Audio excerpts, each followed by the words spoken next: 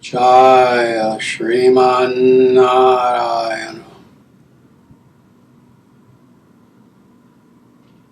Jaya Bhagavan Shri Krishna. Jaya Shri Guru.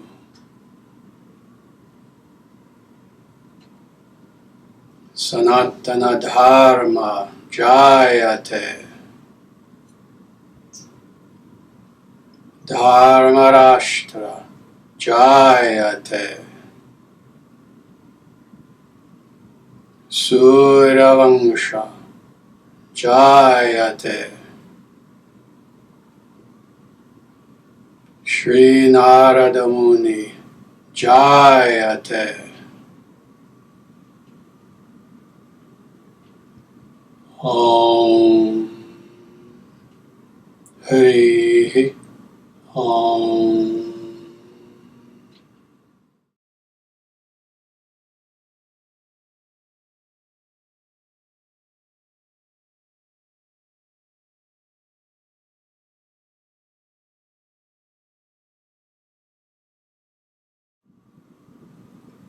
Very good.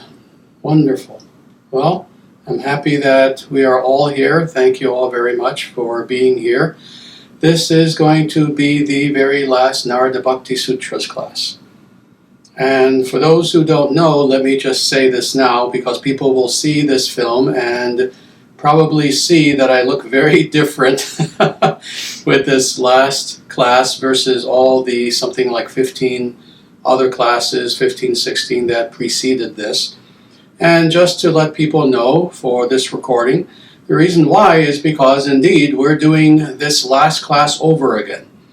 The actual Narada Bhakti Sutras class was done over the course of mostly 2017. And we finished the entire thing. I did every single sutra, and we indeed even released all of the videos with the exception of the very last one. And sadly, that last video is seemingly lost. We have looked everywhere on every hard drive imaginable that we possess, and we could not find the last class. So what we're doing now is, it is now April 9th of 2023, and I'm doing the last class again. And truthfully, from a Vedic didactic perspective, there is absolutely nothing wrong with this. Indeed, many gurus, including Prabhupada, actually all the gurus, would often give multiple classes again and again on sometimes the same verses. So Prabhupada, we know, did many classes on many of the same verses of Bhagavad Gita. He would give one class, and then a year later he would give another talk on the same verse or verses, etc. So the truth is that it is quite common to repeat teachings on even the same verses again and again. So this is what we are doing. We're doing the last class of the Narada Bhakti Sutras over again. So with that, let us proceed. And I think at this point, several people have the verses with them. We finished up till verse 78, and what we're going to do now is verse 79. I will read the verse to everyone, and all of these verses that we'll do today, and then I will comment upon them. So verse 79 of the Narada Bhakti Sutra, and of course this is Sri Narada Muni who is giving these instructions, and the verse proceeds in this way. Those who are freed of all anxieties should perpetually worship the Lord, who is possessed of all auspicious qualities, with great devotion. So this is Sutra 79 of the Narada Bhakti Sutras. So now I'll comment upon this a little bit. Where we left off before, we saw that throughout the entirety of the Narada Bhakti Sutras, we saw that there were certain themes that were there, where Narada will speak on a theme for several verses, another theme for several verses, and on like that. Well, the last theme is ended, and now we are beginning a new theme. These last few verses obviously are kind of ending the Narada Bhakti Sutras. So in a way, Narada is doing two things. On the one hand, he's giving what are the essential teachings of the Narada Bhakti Sutras on the one hand. On the other hand, he's giving a summation. He's giving kind of a concluding summation, which is what you do with any good writing or a talk, a speech, anything like that. As they say, I learned this in college, actually, my first year in college. When writing a paper, for example, you tell people what you're going to say, then you say it, then you tell them what you just said. That's how you write a good paper, a book, anything like that. So this is what Narada is doing with these last several verses. And again, just to repeat for the audience, all these translations are my translations that I did years ago, 2012, I believe. I translated the entirety of the Narada Bhakti Sutras. So with that, let's go through this a little bit. What Narada is speaking about here are two things. First, he's talking about the nature of God, but also he's explaining what are the necessary prerequisites such that an individual can worship God with devotion and successfully. So that's what he's saying here. So let's go through this a little bit. Those who are freed from all anxieties. Now let's stop there. This is crucial. This is crucial in several senses, actually. It's crucial in that, in the very practical sense, of course, people have anxiety. Doesn't matter who we are, doesn't matter what we do. We can have the hardest job in the world, we can have the easiest job in the world, we can have no job whatsoever. We have anxiety. We have anxiety. That is the nature, indeed, of this world. Indeed, from several perspectives, if one were to talk about what is the nature of the material realm, there are several things that you could say that would be quite accurate. The nature of the material realm is that it's temporal. The nature of the material realm is that it's dualistic. There are many true things you could say about the nature of this realm. But one of the things from the perspective of the Jivatma, the perspective of that living being who finds himself here, is that this is a realm of anxiety. There's no escaping this, really. The only way to escape it to a limited degree is if you become a deva, if you become a god. And even then, the gods actually have some anxiety. It may seem externally that they don't, but internally, I'm giving something away that only the gods are aware of, and I hope they don't mind. Internally, subconsciously, even the gods have anxiety, actually. Even the gods have some anxiety. Why? A, they are still situated within the material realm. B, they really know in the back of their minds that their position as a god is temporal. It's very temporary. So they will eventually fall back within the cycle of samsara. And they're aware of this. Again, consciously, they're just enjoying life and doing what they need to do, doing their various duties. But subconsciously, in the back of their mind, they know that their position as whatever that specific station of the god is will only last for a few million years. You see, I say that very purposefully like this. It will only last for a few million years. That seems like a lot of time to us, not to a god. To a god, that's the god's normal lifespan. So in the same way that, if any of us, especially as we start to get older, most people who are 15, of course, are not intelligent enough to think about their own mortality. But, when you get to reach a certain age, you start to think to yourself, I'm not going to be here forever. Well, the same with even the gods. So thus, this entire realm, the material realm, is a place of anxiety. So thus, what Narada is saying here is something that's twofold. So again, getting back to the practical aspect, which is what we're still talking about. The practical aspect is that, what is it that really, if we were to go beneath the surface, ask any individual to go beneath the surface and ask them, what do they want? They want a life without stress. They want a life without fear. They want a life, indeed, without anxiety. So this is the practical thing, is that an individual, a yogi, is someone who reduces anxiety as much as possible. Now, that's the practical aspect.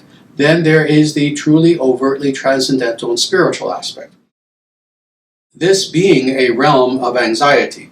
When Narada here says, those who are freed from all anxieties, he's also talking about individuals who spiritually have liberated themselves. Why? Because there is indeed only one realm of no anxiety. That is Vaikuntha. That is the spiritual realm. Indeed, as I've said, from the highest realm within the material world, the realm of Brahma himself, down to the lowest place, the existence, let's say, of an ant, there is an anxiety. But it is in that supreme transcendental kingdom of God that there is Vaikuntha, which means literally no anxiety. So again, Narada here has this double meaning. Practically, reducing our stress and anxiety, but also being an individual who inwardly is situated in that divine transcendent realm. So, those who are freed from all anxieties, what should such an individual do? Perpetually worship the Lord. These are synonymous. These go hand in hand. These go hand in hand. It's kind of like saying, oh, you should walk and make sure you have a ground under you. One goes with the other. There's no such thing as one without the other. So in the same way, the way that indeed we rid ourselves of this anxiety is by perpetually worshiping the Lord, and more, when we are in that state, then we especially have the ability to worship the Lord. See, anxiety is one thing. Anxiety is an impersonal negative. Forget about the philosophical implications of those individuals who want to talk about an impersonal positive, i.e. impersonal Brahman. No, we're talking here now about an impersonal negative. That is no anxiety. See, to have no anxiety in the practical sense is a nice thing. It's a good thing. But where does it leave you? Kind of nowhere, doing nothing. Well, here Narada is introducing the positive and the ultimate positive, the spiritual. And that is, once we have that no anxiety, then we are to do something with this. We are to worship God perpetually. We are to be in a consciousness of devotion toward God. So these two go hand in hand. In fact, not just hand in hand. Let me explain the sequence to make this clear to people. Because if we remember, we said there are two forms of the non-anxiety. Practically, we make ourselves individuals who do not have anxiety. We do this through meditation. We do this through yoga. We do this through the acquisition of wisdom and understanding what is the nature of reality and our place in it. So we do this, A, such that B, we can now worship the Lord with devotion. And now introducing again that transcendental, purely, overtly spiritual element of God. And now worshiping God in this God consciousness, in this Krishna consciousness. Then C, we indeed enter that very realm itself of no anxiety, Vaikuntha. So this, in a nutshell, is the purport to this first clause. But now let's go on. There's a second clause here that's very important. Here, having said that, we worship the Lord, here now Narada explains what is the nature of that Lord, what is the nature of God. So the Lord, who is possessed of all auspicious qualities, i.e. Bhagavan. Bhagavan is one of the names of God. And very specifically, this means one who has all auspicious qualities.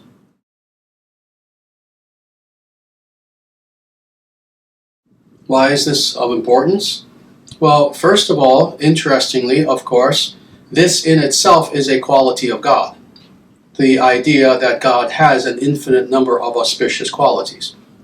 For those individuals who very foolishly want to say that, God has no qualities, including even transcendental qualities, of course, what's the silliness of such a statement?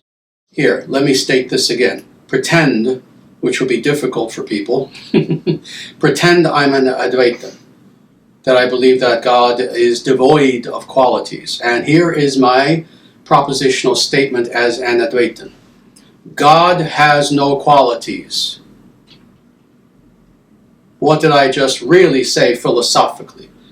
What I really said was I gave God a quality. What is one of God's qualities? That God has no qualities. So in the same way, it is impossible to avoid giving qualities to God, even if we have to do so in the via negativa. The via negativa is a quality, as is the via positiva, to positively attribute qualities to God. So God has qualities. There's no way around this. Indeed, we cannot know God. Indeed, God has no meaning unless God has qualities. And Narada himself confirms this absolute philosophical fact that is taught all throughout the totality of the Vedic scriptures. And that is that God has qualities. And here again he says, the Lord, who is that Lord? Who is possessed of all auspicious qualities. Now, not just any qualities. Several things to be said here. First of all, as I have repeated many times, that first of all, God has an infinite number of auspicious qualities. So as Narada says, all qualities. This is why he uses the word all. So first of all, God has all qualities, an infinite number of qualities. But what sort of qualities very specifically? He has auspicious qualities. In other words, all of the qualities of God necessarily are of the nature of the good. Very good. And then the last word that he uses are indeed qualities. So God does have qualities, God does have attributes, God is not an impersonal thing, God is not the divine rock in the sky, God is not just the divine energy floating around in the sky, etc., etc. And I'm not going to go much deeper into the philosophical aspects of what it means to have qualities versus not, because I've spoken about this ad infinitum in the past. But let's go on now. And indeed, one must worship the Lord with great devotion. This is the last clause. This is how Narada ends this. With great devotion. So it's not enough merely to worship God, but with great devotion. See, worship is worship. There's nothing necessarily positive about the idea of worship itself. Because the truth of the matter is we worship all the time. We worship every single day. When there's a celebrity who we like very much, in a way, you're worshiping that person. And a million examples that can be given. Where we worship people, we worship objects, we worship individuals who really are not worthy of worship. But the sort of behavior that we're engaging in is one in which we are indeed giving them worship. Now, when it comes to worshiping God, it's not enough to even say merely that that individual who has no anxiety worships God. But Narada ends with this clause, with devotion. So, in other words, with divine love, with devotion, in such a way that you are devoted to God, and with everything that this means. When we use the word bhakti, when we use the word devotion, this has several different denotations and connotations. Bhakti means certainly to worship with love. It means to have devotional consciousness, i.e. that bhakti itself is firmly rooted as an essential attribute of our very Atman itself. It also means to worship God in such a way that we are expressing that devotion toward God, etc. It means many, many different allied things. So indeed, it's necessary that we not only worship God, but with this devotion as well, and with surrender. Now let's go on to the next sutra, which is 80. And it proceeds in this way. Having been glorified in this way, the Lord quickly manifests himself to his devotees and blesses them with the direct experiential perception of him. Very nice. Beautiful, beautiful verse. Now, having explained how indeed it is important to worship God with devotion, now this verse, this sutra, is explaining what is the direct result of such worship. So let's go on. Having been glorified in this way, i.e., what this clause is doing is it is hearkening back to the previous sutra. So having done what Sutra 79 said, in other words, this is now what happens. This is the result. Now let's go on to the next clause. The Lord quickly manifests himself to his devotees.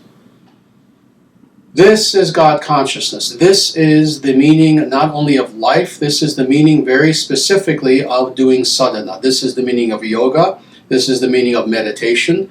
Indeed, if one were to use any word in English or in any other language that presently exists upon the face of the earth that points to any form of worship or any form of technique to reach the highest, whether it's meditation, whether it's worship, etc., yoga, any of these things.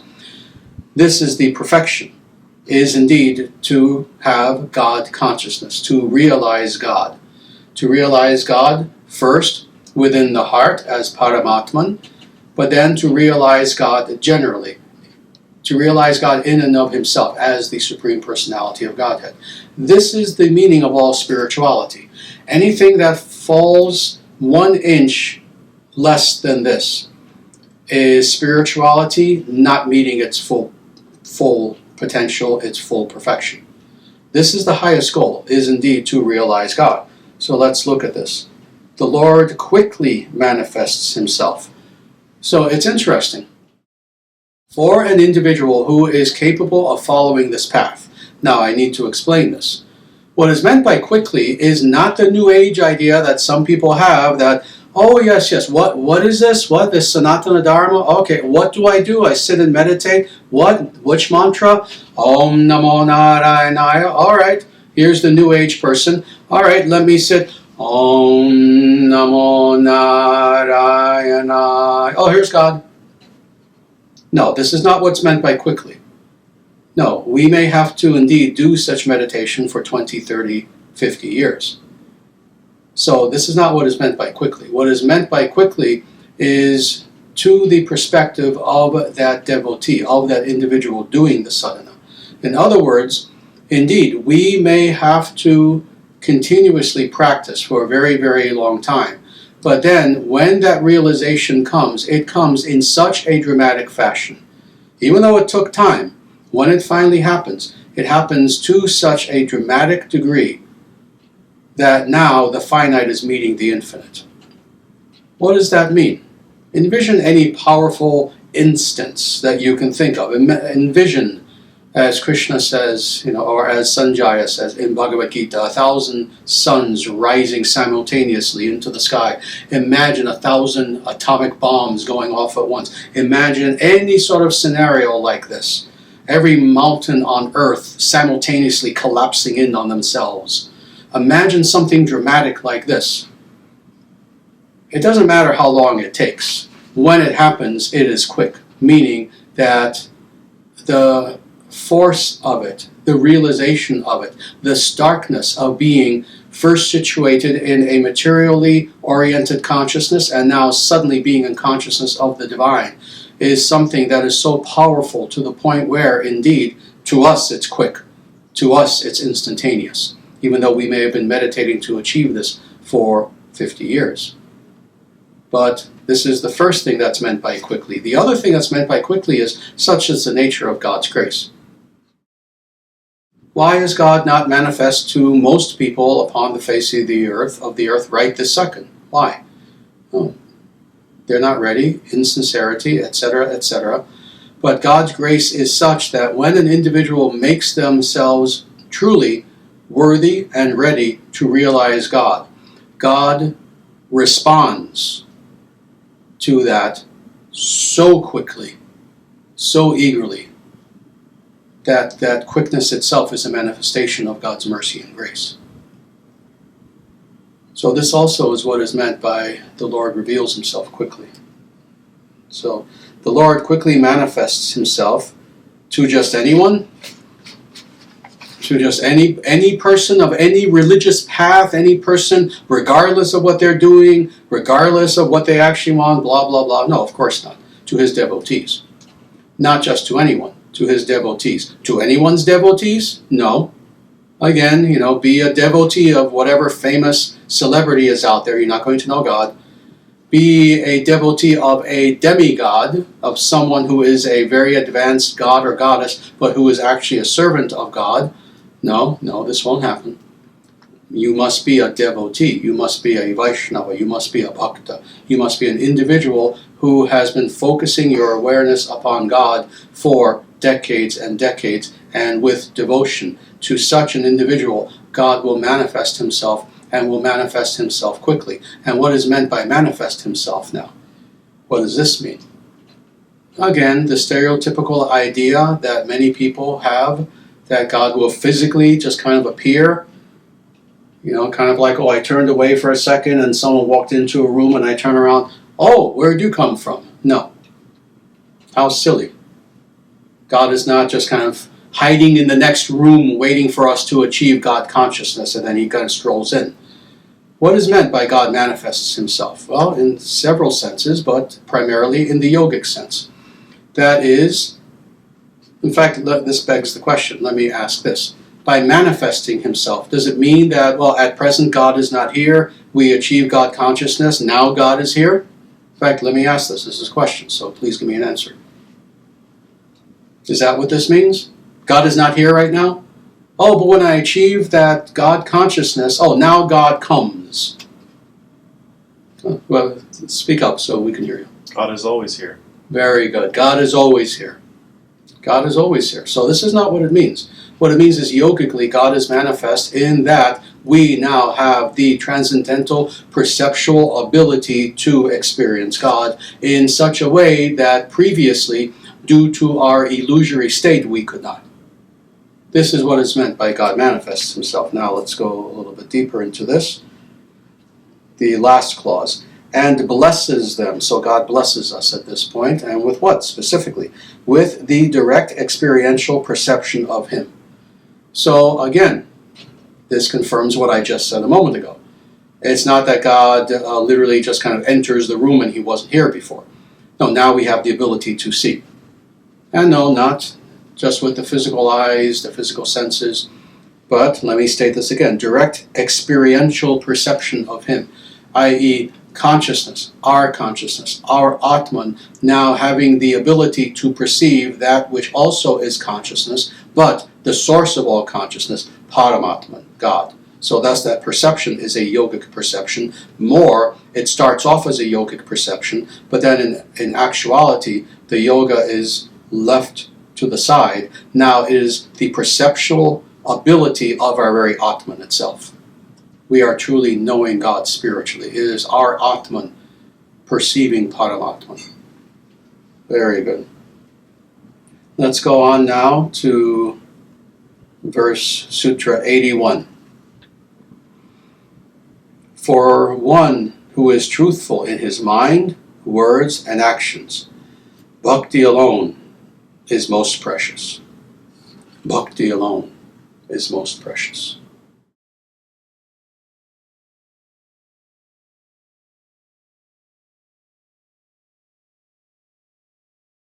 Let's skip to the very ending of this sutra. First of all, this is indeed repeated twice. Bhakti alone is most precious. It says this 2 times. This wasn't a mistake in my translation. This is what Narada does in the actual Sanskrit. He repeats this twice. Why? Why does he repeat this twice? Of course, you've heard me say this many times in the past. When there is something in Vedic scripture that repeats something 2 times, 3 times, etc., it's for emphasis. It's so that we understand how important this statement is. So, bhakti alone is the most precious. Very good. And now for who specifically? Now let's go to the very beginning. For one who is truthful in his mind, words, and actions. What is meant by truthful? It means in every sense. It means certainly who tells the truth. It means certainly one who is living in truth. But more than this, it means one who is sincere, deeper than even that. There's something deeper than sincerity. Sincerity is actually for neophytes. Sincerity is important, but there's something deeper. Honesty is more important than even sincerity. See, a fool can be sincere. A fool can sincerely make a tremendous mistake and harm people. But honesty, meaning honesty in every sense, including most especially self-honesty. An individual who is being honest in themselves and what they truly want in life, etc. So from this very specific perspective, from the perspective of what Narada is saying here, this is how we are to understand this very first clause. For one who is truthful, meaning for one who is honest spiritually. See, I've said this many times, and this is something that's extremely important to understand. And that is that indeed there are many millions of individuals in the world today who claim that they are spiritual. I'm a spiritual seeker. I'm seeking truth. I'm seeking God. A million other ways in which you can say it. But seekers are all diverse. They're not all seeking the same thing, and more, their level of honesty as far as what they are truly seeking will vary from person to person. So for an individual who is not only on the path, but they are honest with themselves about why they're on the path, what it is that they're actually seeking, who they really are inside, what problems, what anartas, what sanskaras, what problems that they have within are truly there, and can they truly face that? And do they truly want to overcome those inner bad qualities that they have, etc., etc., etc. In other words, if an individual is going to truly be on the spiritual path, they need to be sincere, yes, but deeper, they need to be honest. They need to be honest with themselves, they need to be honest with the Guru, they need to be honest in every way. They need to be honest with God. So now, with that understanding, now let's look at this again. For one who is truthful, i.e. honest, and in every way, in mind, words, and actions, we know that these are the three modes of activity that are mentioned again and again in the Vedic scriptures. So, in other words, what this is saying is, who is truthful, who is honest in every way, on every level of our being, in what is there internally within the mind, consciously and unconsciously. So what is there in the mind? If we are honest in our words certainly to others, but also to ourselves as well, when we do self-talk. And being honest, meaning that, again, we truly assess what it is that we really are looking for. Are we really looking for God, or are we just saying that because, well, of course, it looks good, sounds good. Makes me someone who's in the in club. If I say, oh yes, yes, just like all of you, I'm very sincerely searching for God. Well, I may be saying that, but am I? So again, it's a matter of self-assessment. And then, of course, in our very actions themselves. Words are good, words are important, but actions are more important. Very good. So, for one who is truthful, honest in all these ways alone, bhakti is most precious. So in other words, when a person is on the spiritual path honestly, not pretending, not playing games, but when they truly are on the spiritual path and their goal is to know God, no matter what, regardless of any other circumstances, for that individual, bhakti, devotion, is the most precious thing to them. Not, oh no, I'm a jnani, I just philosophically want to play with my intellect, but bhakti's nice too. No. Bhakti is the most precious thing for a person who's honest, for a person who's sincere. And any spiritual individual out there, it doesn't matter what you call yourself. I am a practitioner of fill-in-the-blank yoga. I am a follower of such and such guru who's really popular right now. I am a follower of this sect, of this sampradaya, of this parampara, etc., etc., etc. If you cannot say that bhakti or devotion is the most precious thing to you, then you're not honest. You don't really want to know truth, you don't really want to know God, you're playing games. Stop playing games. Seek bhakti, seek devotion. This is what Narada himself is saying to us. And again, as I have to keep repeating, who is Narada? Just another guy with an opinion? See? In 2023, with our internet culture, everyone's just a guy or a gal with their opinion. No. Narada Muni is the rishi of all rishis. Rishis approach Narada as their guru. And this is who is telling us this, that bhakti, devotion, is most precious. Very good. Now let's go on. The next sutra, 82, is extremely long. So we're going to try to go through this somewhat quickly. And I believe we can, despite the fact that it's so long. So I will first read this to everyone, and then again we'll go through this. And the sutra proceeds in this way. Though devotional consciousness is one, it becomes manifest in 11 distinct forms of transcendental attachments. These 11 are A. Transcendental attachment to the greatness of the Lord's auspicious attributes. B. Transcendental attachment to the beauty of His form. C. Transcendental attachment to worshiping the Lord. D. Transcendental attachment to meditational remembrance of the Lord. E. Transcendental attachment to being a servant of God. F. Transcendental attachment to being the Lord's friend. G. Transcendental attachment to serving as the Lord's parent. H. Transcendental attachment to being the Lord's conjugal lover. I. Transcendental attachment to offering one's very self to God. J. Transcendental attachment to meditational absorption in the Lord. K. And the supreme transcendental attachment to the bliss of devotion arising from separation from Him.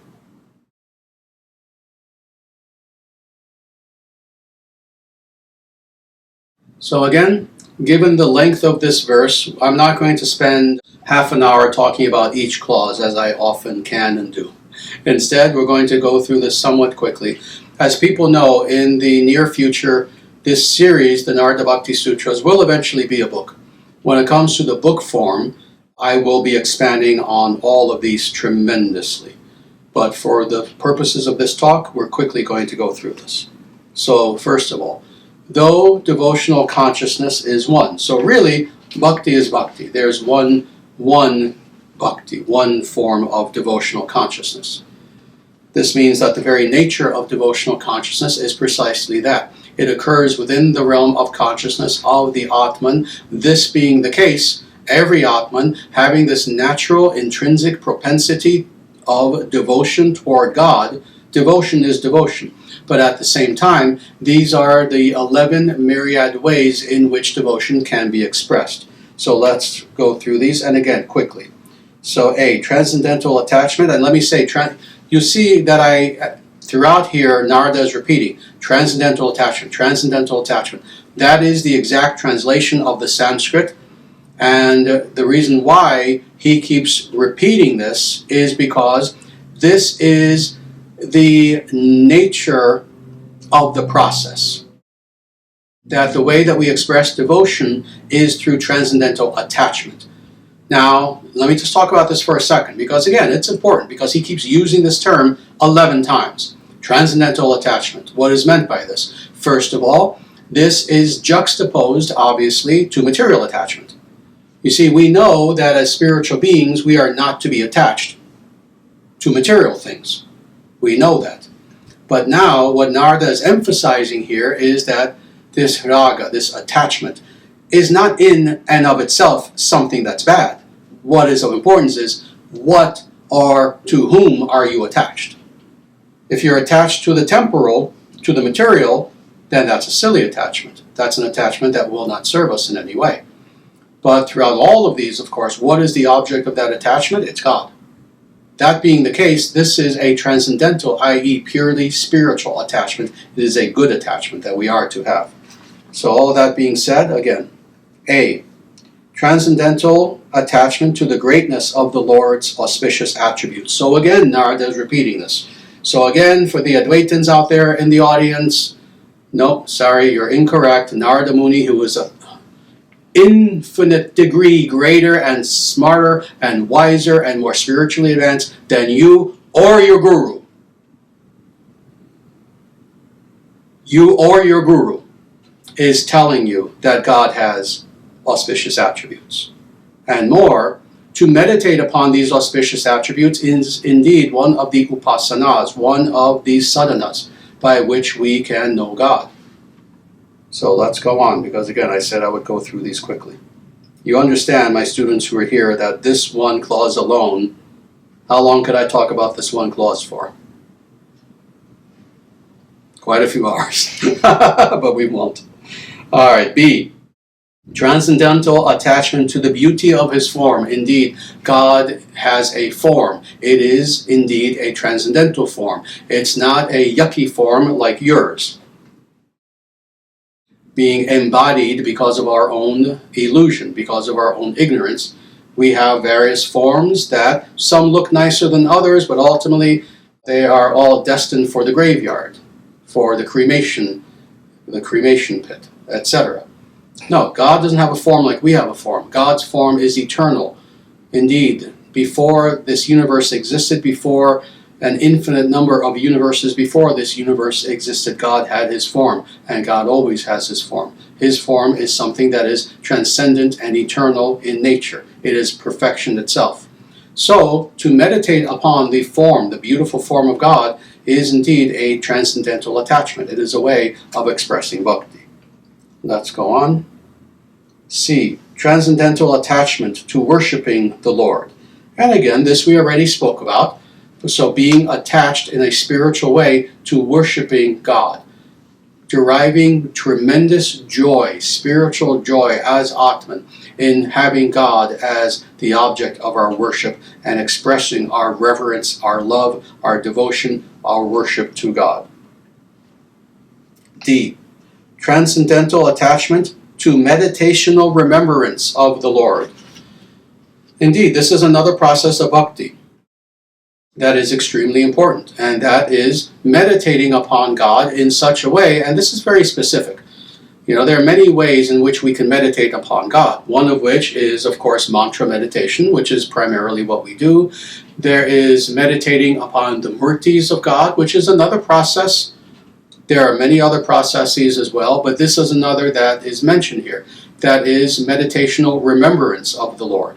In other words, meditating upon the divine pastimes and attributes and characteristics of God.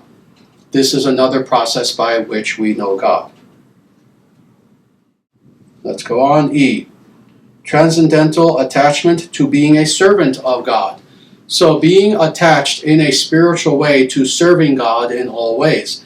This is another process of sadhana, of bhakti sadhana, that indeed we can practice on a daily basis, where we see ourselves as the servant of God, and again, we act upon that.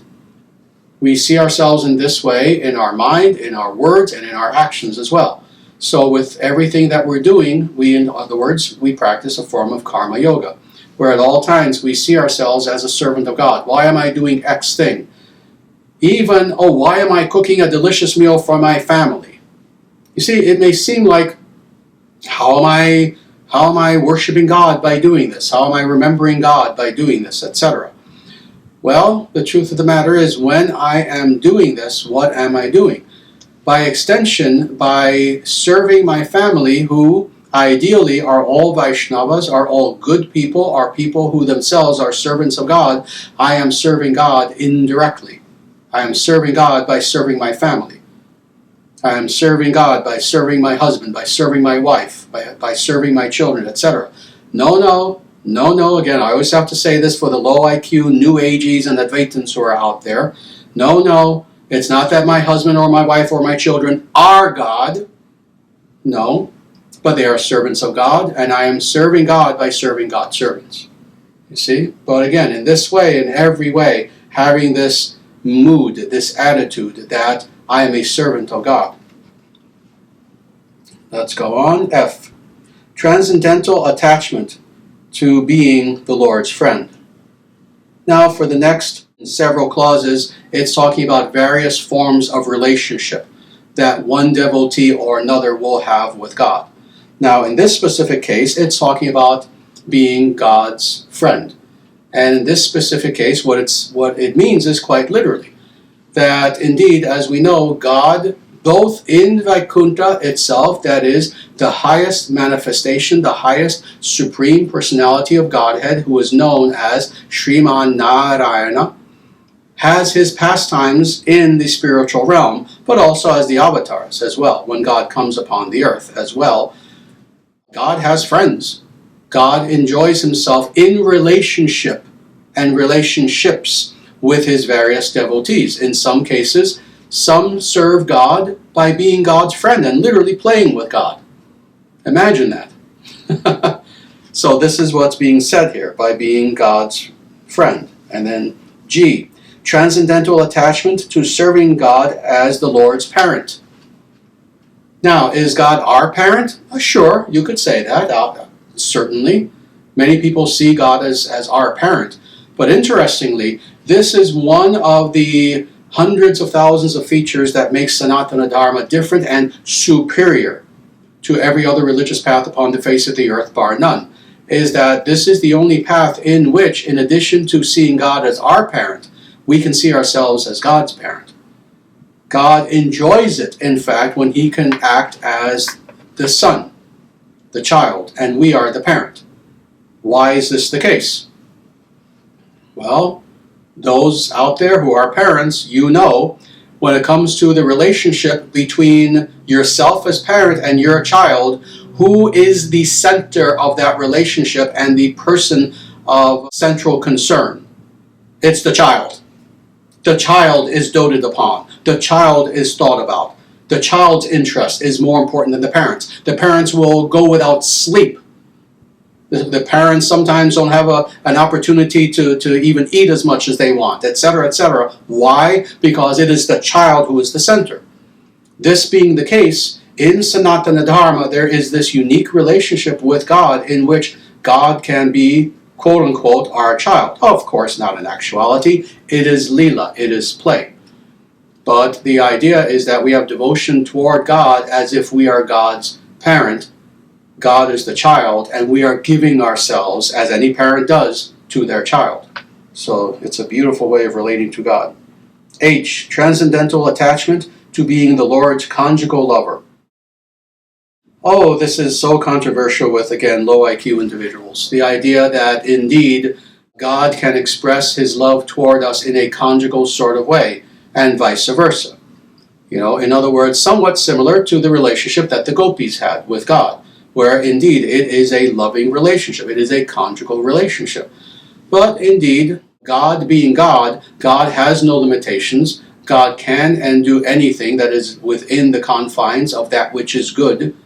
And this being the case, indeed, this is considered to be one of the highest relationships that an Atman can have with God.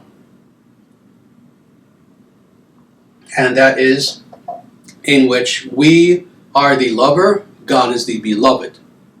And in this way we have devotion toward God. Very nice. Let's go on to the rest of these. I, transcendental attachment to offering one's very self to God. So indeed, this is a way also in which we can express our bhakti, our devotion to God, is in surrender, self-surrender. That is, either in meditation or when we are more spiritually situated, in actuality, we offer our very Atman itself to God. We offer ourself to God. See, there are many things that we offer, that we can offer, and that we do offer to God, either as sadhana or, again, in actuality. So what do we do, for example, when we do puja? We offer incense, we offer water, we offer so many wonderful things. We can offer food, flowers, etc., etc. Well, it's good to offer all of these things, indeed all such things to God, because they are expressions of love. When you love someone, what's one thing, not the only thing, but what's one thing that you very naturally do? You give them things.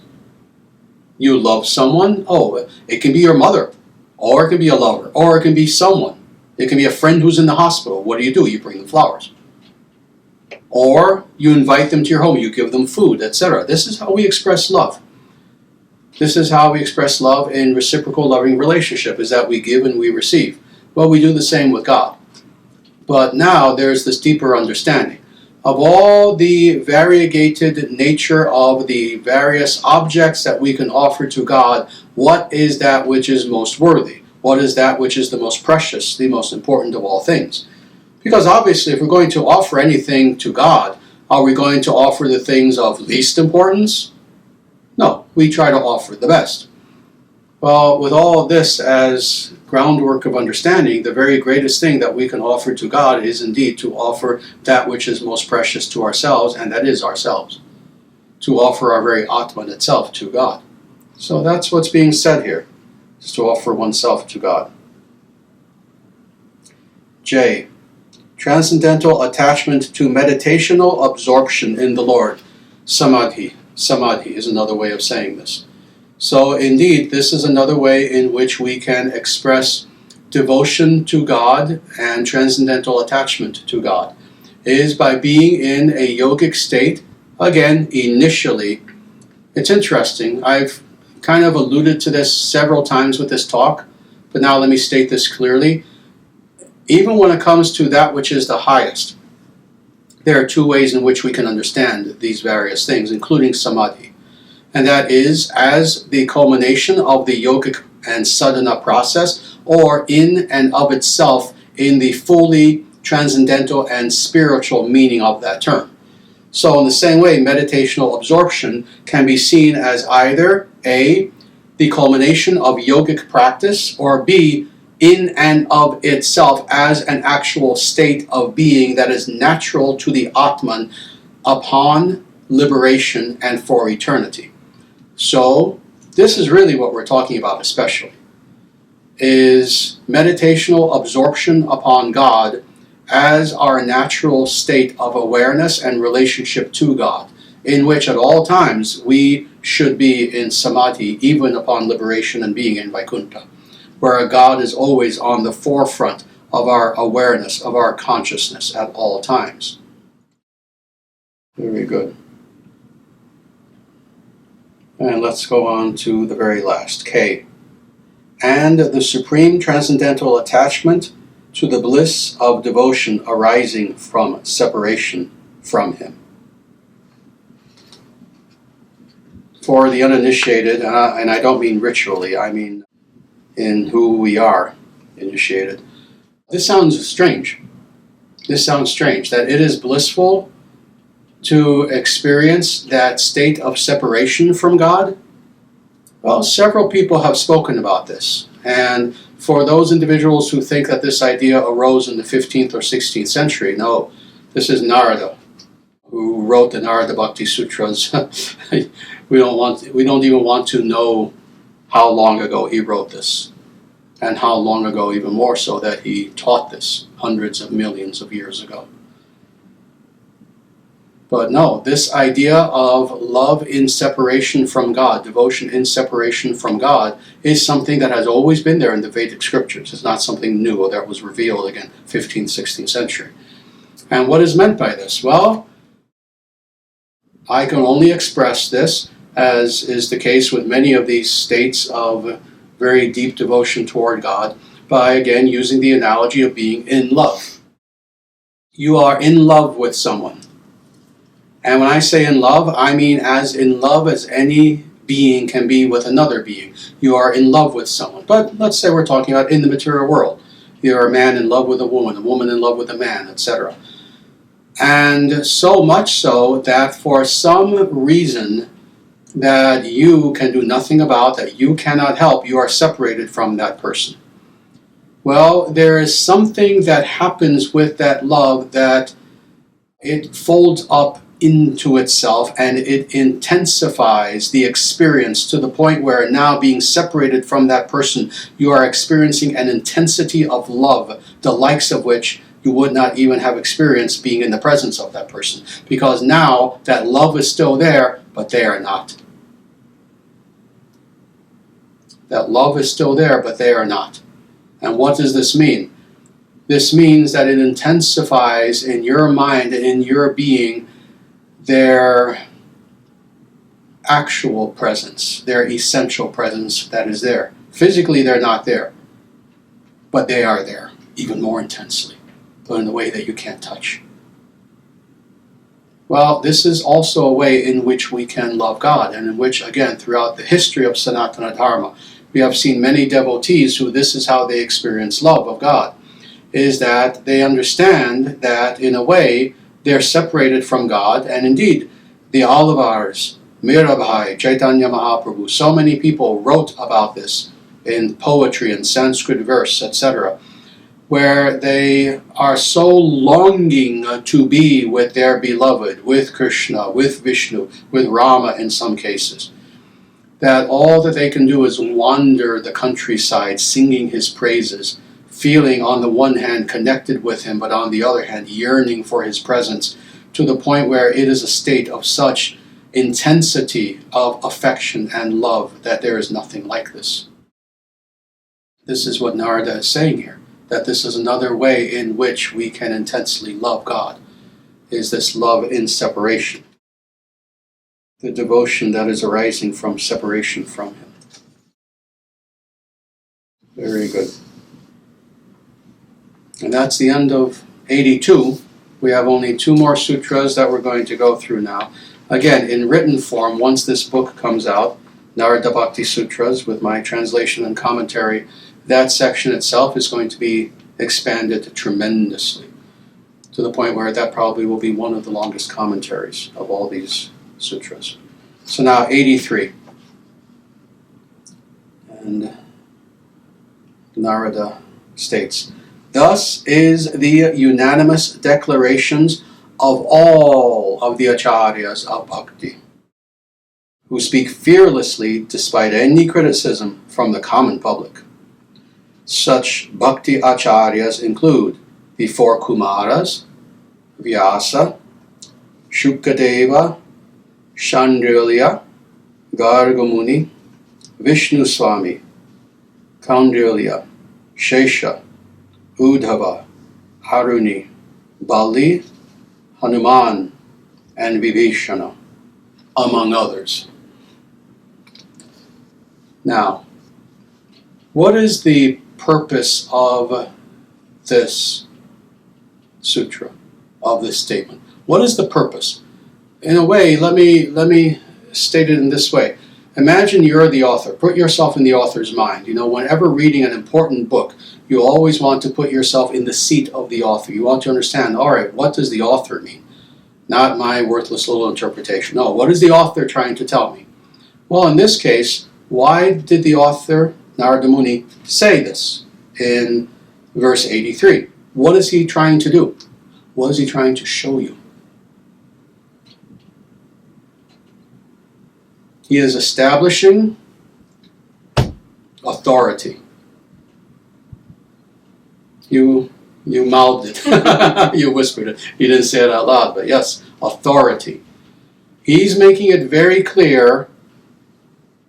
I'm paraphrasing, this being 2023 and me being who I am, speaking the way that I do, that I need to in our day and age. He's saying to all the lesser minds that are out there, he's saying to all the little New Age folk, all the Neo-Hindus, all the Advaitins, all the individuals who want to pretend that they know something about this path, but they want to try to disagree with what Narada is saying here. He is establishing authority writ into titanium. He's saying, what I just told you, this is the opinion of all of these authorities. Who are these people? And we don't have time. We're not going to go through every single one of these. I just want to point out a few of these names. These are individuals, many of whom are the most important rishis and sages and yogis throughout, who are mentioned throughout the totality of the Vedic scripture. Not so-and-so Paramahamsa who lived in the 1800s. Not a nobody. No. These are people who are spoken of and written of with reverence in our scriptures. That's who these people are.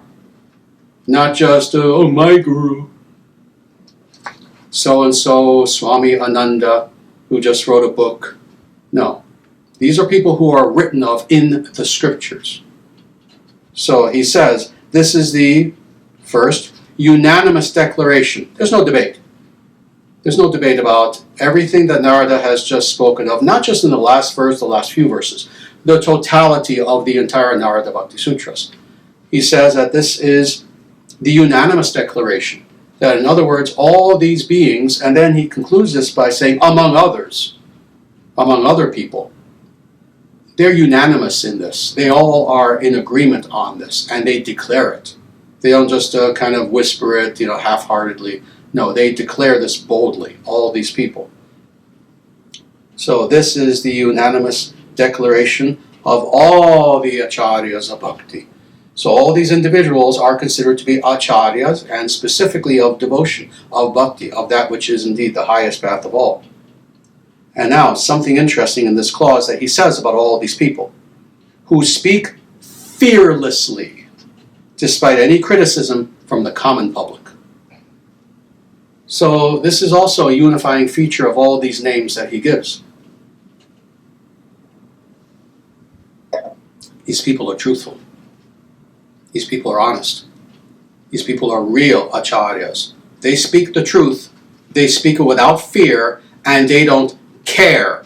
They don't care. They don't care what popular opinion is. They don't care what is the latest spiritual fad. They don't care who's the big new age pop personality on YouTube, on TikTok right now. They don't care who's being featured in the Oprah Book Club as a spiritual teacher today. They don't care. They don't care what the common person thinks. They don't care what is popular opinion. They don't care about majorities, minorities. They don't care what the majority of people think. They speak the truth fearlessly, no matter what. Such is the nature of these people. And who are these people? Again, we're not going to go through all of them. We don't have time. Just a nice little tidbit of these individuals. The four Kumaras. The four Kumaras are absolutely liberated beings, liberated rishis. These are four brothers who they were so dedicated to practicing the path of yoga and meditational awareness upon God, such that they wanted to be celibate for the rest of their life.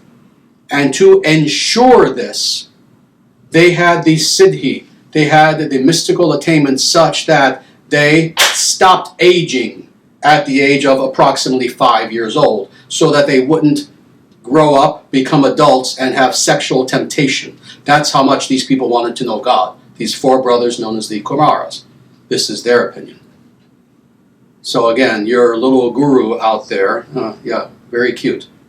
These are individuals who had the power to stop aging so that they could continue on the path to know God. Well, everything that Narada just said, this is their opinion too. Vyasa, we know who Vyasa is. Vyasa is one of the greatest of rishis. Vyasa is just one of the disciples of Narada. And yet Vyasa is one of the greatest of rishis. He wrote the Mahabharata. He wrote the Puranas, he compiled the Vedas, etc., etc., etc. Vyasa is such a blessed being that he's still alive many, many, many thousands of years after he wrote the Mahabharata. He's still alive, he's still living upon the earth now as a yogi. That's Vyasa. Shukadeva, Shandilya. Shandilya is another authority on bhakti. He wrote another book called not Narada Bhakti Sutras, but Shandilya Bhakti Sutras. Maybe in the future, if I have the time, I'll translate that as well and do a series of classes on that. But that's who Shandilya is. And again, we're going to skip people because we don't want to do all of them. Hanuman. This maybe will be the last person who we'll speak of this list of exalted beings. Hanuman. Hanuman. Who is Hanuman? Hanuman is one of the associates of Rama, of Lord Sri Rama. Hanuman also is a perfected being, a perfected yogi, a warrior so powerful that he can quite literally rip off the top of a mountain and use it as a weapon against you. And he did. This is someone who in one leap, his legs are so strong, he could leap from India to Sri Lanka in one burst of energy. But he is also one of the greatest of all bhaktas. And he too is someone who is still here upon the earth like Vyasadeva. He is still here in the Himalayas. This is his opinion. This is his opinion. And on. All of these individuals who are mentioned here. So again, why does he state this? In order to establish authority, in order to communicate to you what I, Narada Muni, have just stated to you throughout the totality of this my Narada Bhakti Sutras is Siddhanta. It is conclusive. Period. Your opinion means less than nothing. Your guru's opinion means next to nothing if he disagrees with this. Your guru is a nobody if he disagrees with what was said in the Narada Bhakti Sutras. Because individuals who, your guru is not mentioned in the Vedic scriptures, is he? All of these beings are. And this is their opinion as well, unanimously, and they declare it. Finally, we come to the very last of these sutras, and it's 84. And this is the conclusion. Narada says, one who has his trust in these auspicious teachings spoken by Narada and who has faith in them will be endowed with devotional consciousness. He thus attains the most beloved Lord. Beautiful way of ending this. Beautiful way of ending this. And indeed, why does he end in this way? We'll see that with many of the Vedic scriptures, especially if it's a smaller scripture written by a specific individual, a specific rishi, it will often end in this way. And if you take these teachings seriously, then X will be the result. Well, Narada also is following this pattern that we find throughout many of the Vedic scriptures. So let's quickly go through this. One who has his trust. Oh, this is of crucial importance. Trust is non-existent today. Not 100%, of course. I say this to drive home the point. But for the most part, trust is non-existent today, as is the case for all good qualities, all important qualities, all things of importance are practically non-existent today. And why is this something that is of importance? Well, for a million reasons that, again, not to repeat myself, I can talk about trust for an hour, and why trust is something of importance, and what is the true nature of trust. But why is it important in the case of spirituality? Well, how is it that we grow spiritually? We have to trust. We have to understand that A, who is it that we are learning from and who is helping us to grow? It is beings who are infinitely greater than ourselves. It is God himself. It is the Guru, the Acharya. It's all of these beings from the past, etc. And the only way that we can grow is if A, we understand what is their nature, their stature, and then that thus being the case, we understand that we have no choice but to put our trust in them. And if we don't, we're fools. If we understand what is the stature of these beings. If we understand what is the nature of God. God is not like, the weird guy down the street who lives in the house down the street. God is God. If we cannot put our trust in God, then we cannot make even 1 inch of progress. We must put our trust in that which we know is worthy of trust. And in that way we can make progress. So, one who has his trust, and now specifically in these auspicious teachings, i.e. in everything that was said in this work, in these auspicious teachings spoken by Narada. Spoken by Narada. So he's speaking of himself in the third person here, but this is Narada who's writing this. And who has faith in them. So who has faith in these teachings. So it's one thing to just read this book, and this applies to all the Vedic scriptures, but we're talking about this book specifically. It's one thing to simply read the Narada Bhakti Sutras, which is easy to do. It's 84 verses. You can read it pretty quickly in a matter of minutes, really. You can read it in half an hour, something like that, maybe less. It's one thing to simply read works like this. But then, the way that we grow in, indeed, reading and interacting with such works is by allowing them to speak to us, by having, indeed, trust in the teachings of works like this, in having faith that, indeed, these are not just, this is not just some advice column, this is not a book written by some life coach, this is perfection itself in the form of wisdom. This is perfect wisdom. This being the case, if we have faith in these teachings and then allow the teachings to speak to us, but then even more important, follow what's actually said. Do what is actually said. So this is what is meant by faith in these teachings. Such a person will be endowed with devotional consciousness, i.e. with bhakti. So Narada is giving us this guarantee. If we truly understand what is the nature of this work, we have trust, we have faith in these teachings, we will have devotion. We will have this devotional consciousness of God. And then he ends by saying that that individual, that reader who takes these words seriously and puts them into action, he thus attains the most beloved Lord. And you see how he states this. He states it very, very specifically, very specific language. Not, oh, he will know God. Not, oh, he will have God realization. Not in any other way. Not just as a yogic technique, not just as, oh, some sort of objective attainment, like, oh, we're going to grab God now suddenly. No, he states this in a very, very interesting way. Thus he attains the most beloved Lord. So in other words, thus we will know our true beloved. This is the highest meaning of life. God being the beloved. Now we will attain that which our Atman's heart has been yearning for all of eternity. We will have love, reciprocal loving relationship, and we will have devotion toward God. We will know God intimately. So this is the conclusion of the Narada Bhakti Sutras.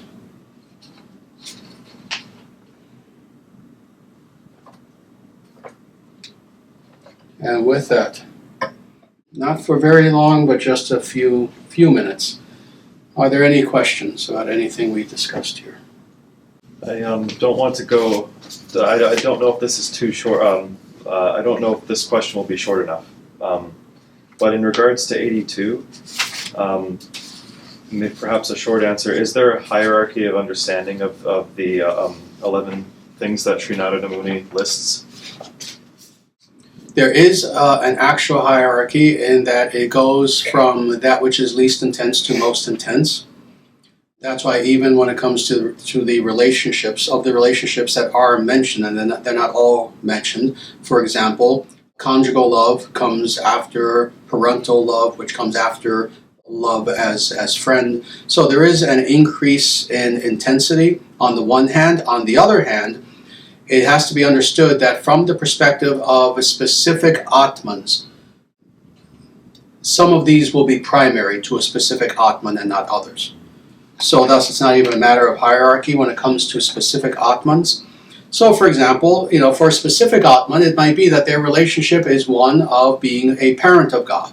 That being the case, it's not that for them conjugal relationship is better, it's that it's not existent for them. It's not even a question. It doesn't even come to the mind of such a person. Generally speaking, is conjugal love considered to be more intense than parental love? Yes, but not for that person in their eternal relationship with God. Does that make sense? Absolutely. Thank you. My pleasure. Any other questions? I have a question. Hmm. It's kind of a two-part question, but when you were going back to when you were talking about being honest with ourselves, how can we,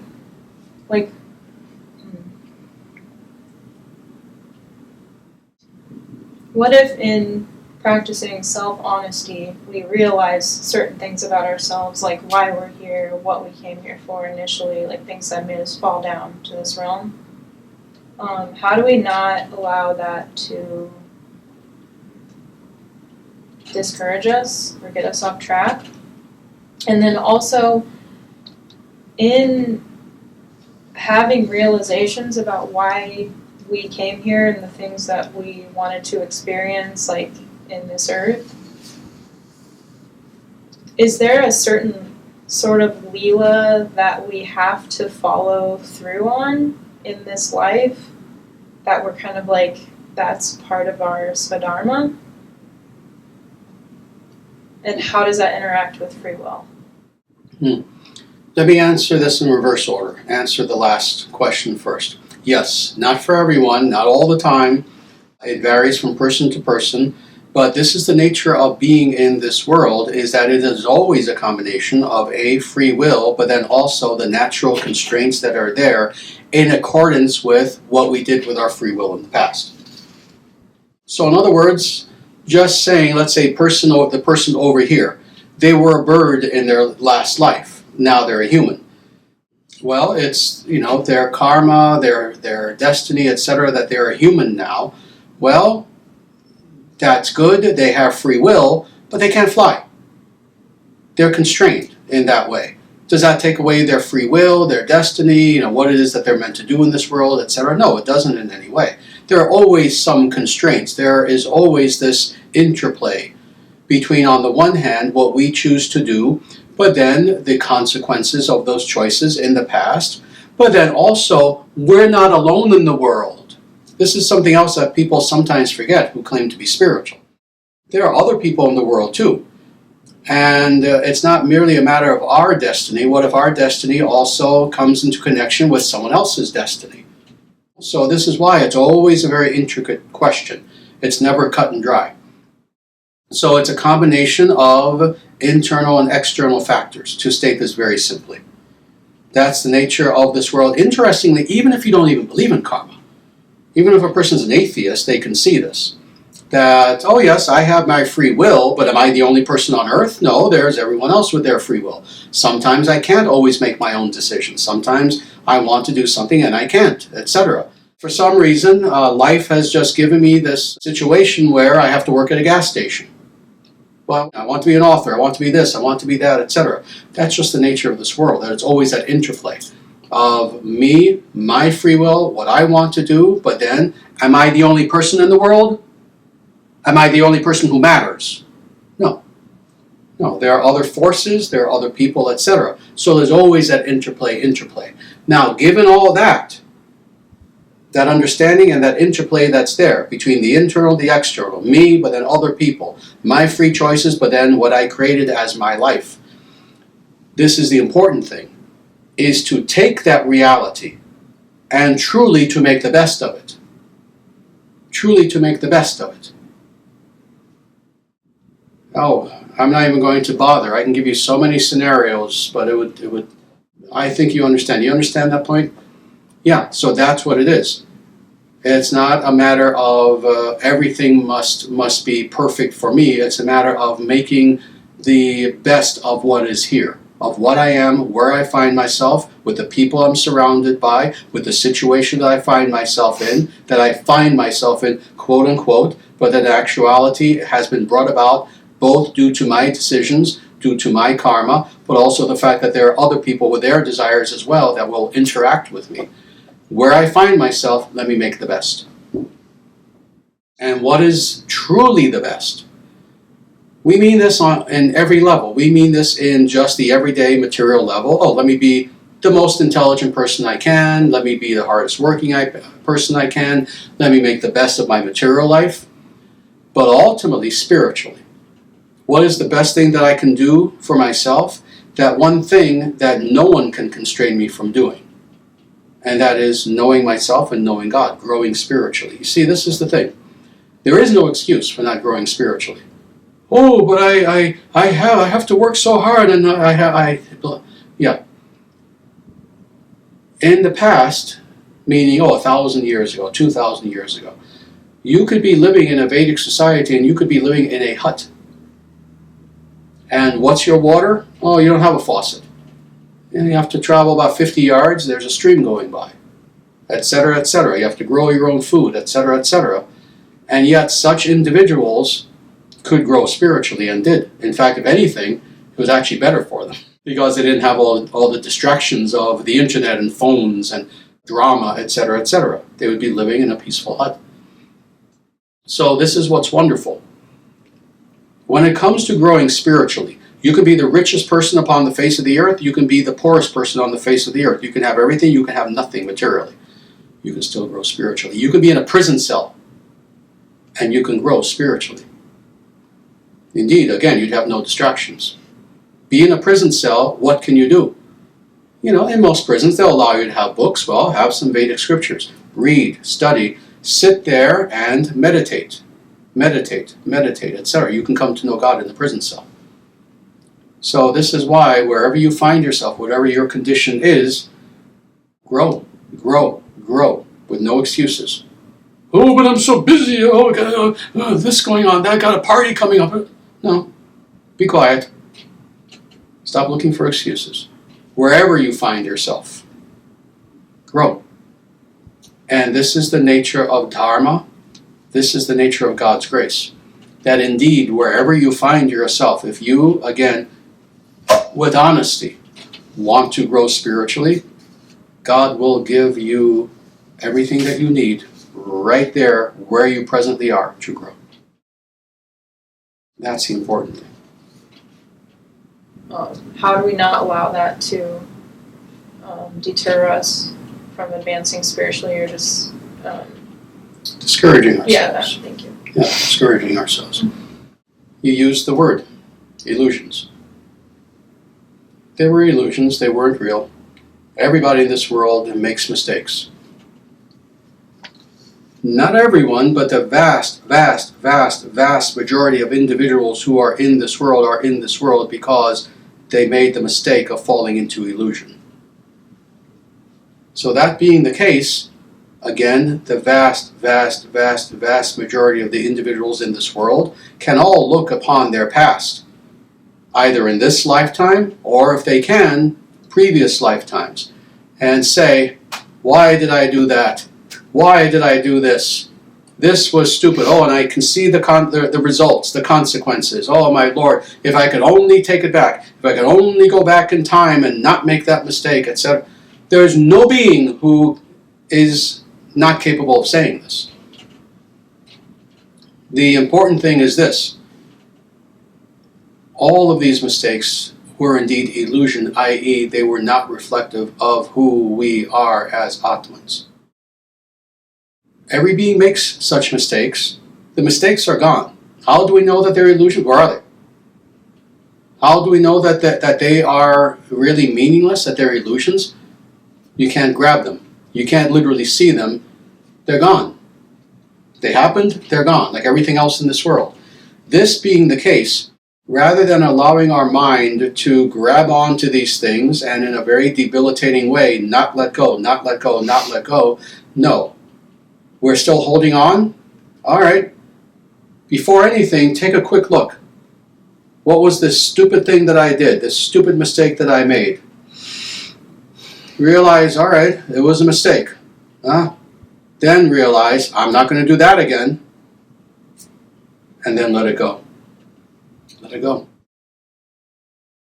Realizing that, again, everyone makes mistakes. That's the nature of this world. Now, having let it go, now you focus on the positive. Now you focus on, all right, doing. I did in the past. I made that mistake. Now let me do the opposite of mistakes. Let me very consciously, purposefully do the right thing. Do that which will benefit myself, benefit others, and to quote Narada Bhakti Sutras, to increase my devotion toward God. Let me now do the right thing. But the mistakes, you just let them go. Learn from them, but then don't dwell. Learn from them, but then don't just grab onto them like an anchor. No, let go of those anchors. Just let them go. Let them go, because they're just illusions. They don't exist anymore. It's like a bad dream that you had, where maybe in a bad dream, or you were slapping an innocent puppy. I was doing something like that. Well, now you wake up. You realize, oh, it was a dream. Oh, I felt very bad at the time, and I still kind of feel bad, but where's the puppy? Where's the slap? No, now I'm awake. Now let me go on with my life, and any puppy I see from now on, I'm going to pet and give a little treat to. Let me now do the opposite. And that's it. And life will be good. Good? All right. Very good. Why don't we stop here for now? And thank you all again, everyone, for being here for our last class of the Narada Bhakti Sutras class. And we will try to release this video as soon as possible to end the series, finally.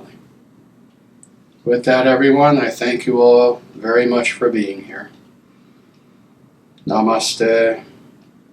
Jaya Shriman Narayana. Jaya Shri Narada Muni.